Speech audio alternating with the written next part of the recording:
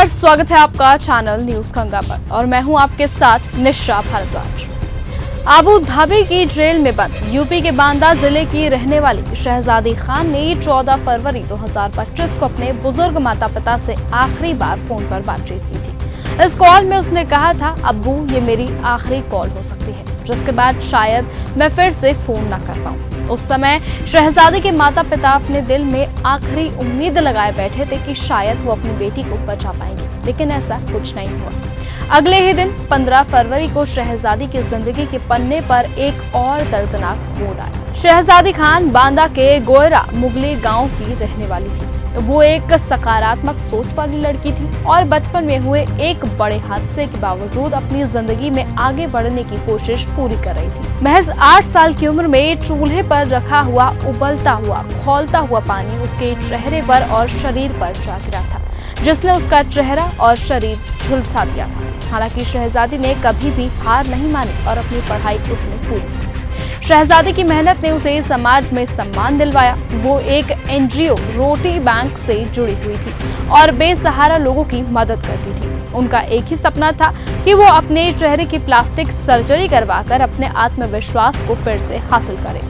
फिर आया कोरोना का दौर, जो सबकी जिंदगी में एक बड़े बदलाव लेकर आया और इसी दौर में शहजादी की मुलाकात सोशल मीडिया के माध्यम से आगरा के उज्जैन से हुई। उज्जैन ने शहजादी से वादा किया कि वो उसे उसके चेहरे का इलाज कराने के लिए अबू धाबी ले जाएगा, जिसके बाद शहजादी कुछ जेवर और लगभग 90,000 रुपए के साथ अबू धाबी पहुंच गई।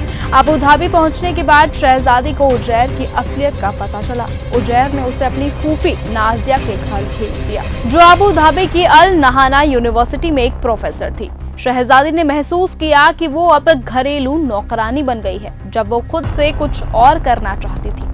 लेकिन यहाँ से एक कहानी और नए मोड़ पर पहुंच गई। 6 दिसंबर 2022 को नाजिया के 4 महीने के बच्चे को टीका लगाया गया, लेकिन टीका लगाने के कुछ ही घंटों बाद बच्चे की तबीयत बिगड़ गई और उसकी वहीं पर जान चली गई।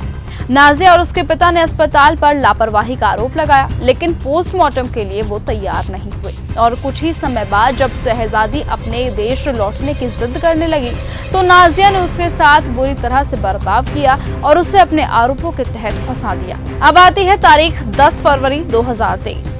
10 फरवरी 2023 को नाजिया ने शहजादी को बुरी तरह से पीटा, यहाँ तक कि उसके कपड़े भी उतरवा दिया और उसका एक वीडियो बना लिया। नाजिया ने शहजादी को धमकी दी कि अगर वो जुर्म कबूल नहीं करेगी तो उसका वीडियो भारत में भेज दिया जाएगा और उसे बदनाम किया जाएगा, जिसके बाद शहजादी को पुलिस के हवाले कर दिया गया और बाद में दोनों अदालतों ने उसे दोषी करार दिया। तो वहीं शहजादी ने 14 फरवरी 2025 को अपने पिता से आखिरी बार फोन पर बातचीत की और अपनी तकलीफें साझा की, जिसके बाद उसे सही तरीके से वकील की मदद भी नहीं दी गई और उसे सजा दे दी गई। अब शहजादी के पिता ने भारत सरकार से ये अपील की है कि उनकी बेटी की लाश को भारत वापस लाया जा सके। वो चाहते हैं कि अपनी बेटी का अंतिम संस्कार वो भारत में ही करे, लेकिन वो इसके लिए किसी की मदद का इंतजार कर रहे हैं। आपकी राय इस पूरी रिपोर्ट पर क्या है, हमें कमेंट बॉक्स में जरूर बताएं और ऐसे ही लेटेस्ट अपडेट और खबरों के लिए आप बने रहें और देखते रहें चैनल न्यूज गंगा। नमस्कार। ऐसी ही खबरों को सुनने और देखने के लिए सब्सक्राइब करना बिल्कुल मत भूलिएगा चैनल न्यूज गंगा।